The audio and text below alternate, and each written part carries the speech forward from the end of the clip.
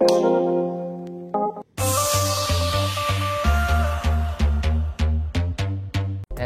semua, kembali lagi di channel Fadmazing.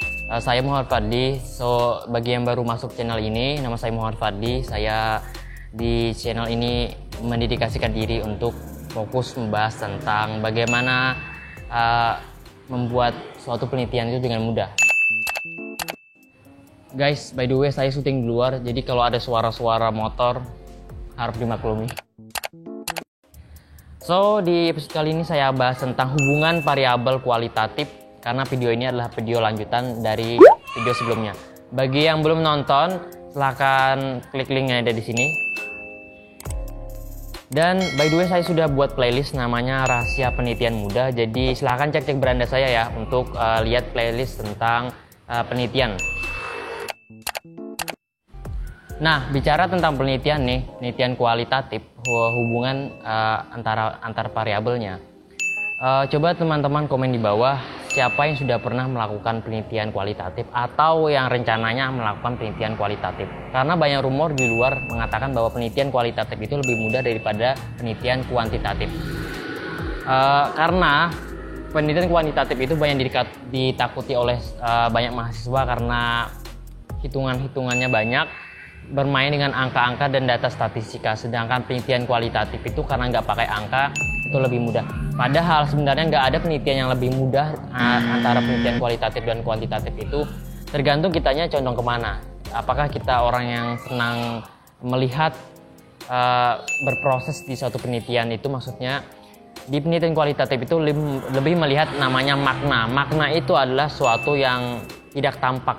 Sedangkan penelitian kuantitatif itu lebih general, dia melihat outcome-nya. Oke, kalau bicara tentang penelitian kualitatif, hubungan antar variabelnya itu bersifat interaktif atau saling mempengaruhi. Hubungannya itu lebih bersifat hubungan timbal balik. Apa itu hubungan timbal balik di penelitian kualitatif? Hubungan timbal baliknya itu jadi gini. Nggak seperti penelitian kuantitatif yang dimana kita ketahui nih ada variabel yang mempengaruhi dan ada variabel yang dipengaruhi. Di penelitian kualitatif itu beda. Hubungan antar variabelnya itu bersifat interaktif atau saling mempengaruhi. Hubungan timbal baliknya ini maksudnya nih teman-teman. Nggak diketahui mana variabel yang menjadi sebab dan nggak diketahui mana variabel menjadi akibat. Contohnya tuh gimana? Contohnya tuh gini. Misalnya, hubungan antara iklan dan nilai penjualan. Nah, dalam hal ini nih teman-teman, hubungannya itu bersifat interaktif, artinya saling mempengaruhi. Artinya, makin banyak nih uang yang dikeluarkan untuk iklan ini nih, maka makin banyak nilai penjualan.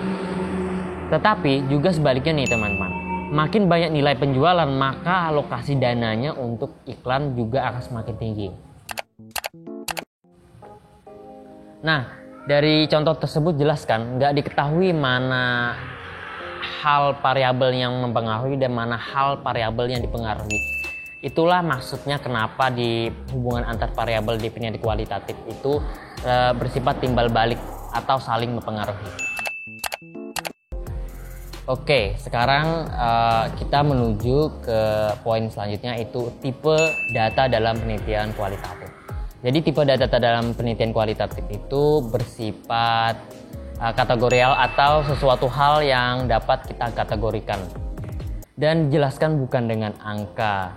Contohnya gimana? Misalnya saya melakukan penelitian kualitatif di tempat wisata.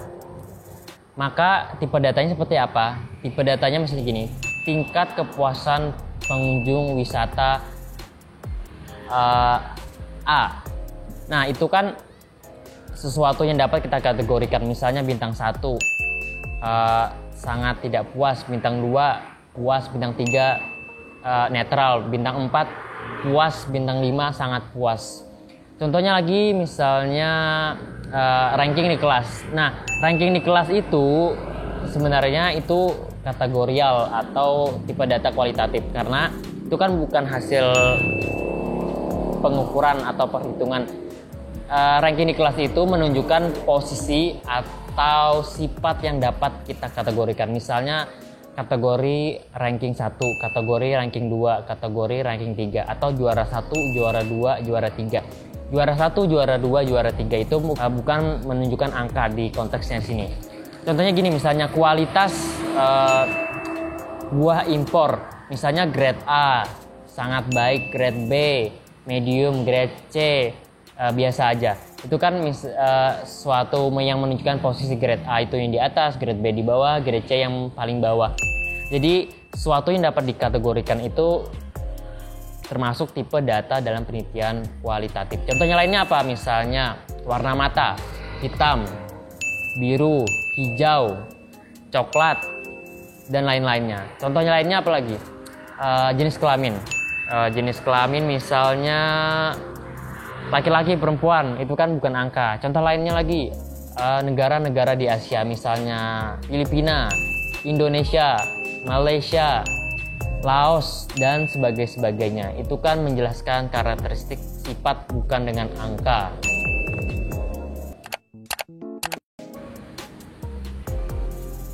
Oke teman-teman, itu aja video hari ini. Videonya hari ini singkat aja. Bagi yang baru tahu, saya ada bahas tentang banyak penelitian di channel ini. Silahkan cek channel saya ya.